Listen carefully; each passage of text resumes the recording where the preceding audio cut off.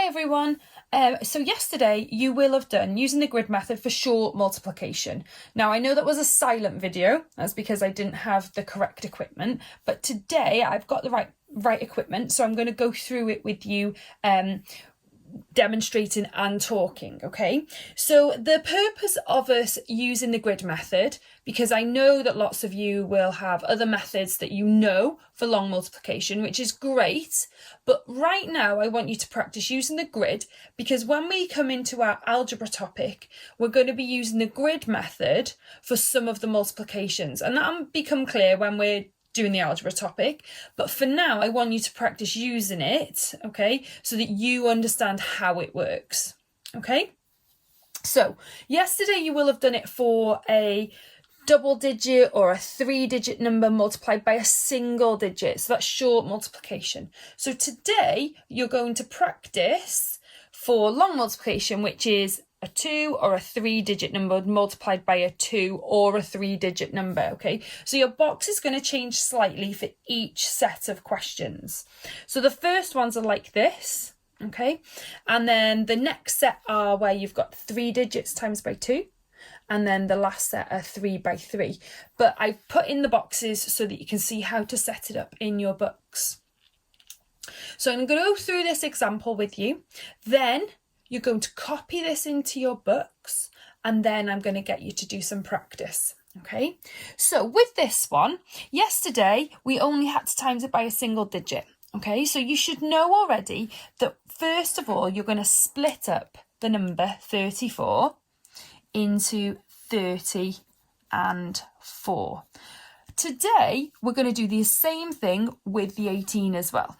So it would split into 10 and 8. So those are the numbers that I need to put on the outside of my grid. So I've got 34 and 18 down the side. So now I'm going to multiply in each box. Okay, so my rule is that you imagine that you're sat in the box, you look up and across, and you multiply those two numbers together. So that's the rule. So 30 times 10 is 300. Okay, in the next box I look up and across, so I'm going to do 4 times 10, which is 40. Okay, in this box I look up and across, and I've got 30 times 8, which is 240. And then in this box I look up and across, and I've got 4 times 8, which is 32. Okay, same as yesterday, we're going to add up our results now. So the answers to our calculations. Be careful with lining it up. Make sure that you've got them placed in the correct place for their place value. So we got 300.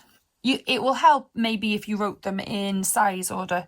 It's entirely up to you. Okay, 240, 40 and 32.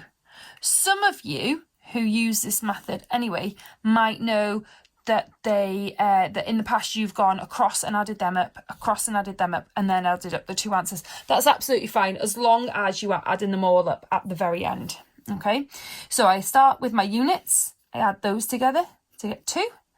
I add 0, 4, 4 and 3, and I get 11, so I put 1 down and I carry my other one. 3, add 2, add 1 is 6.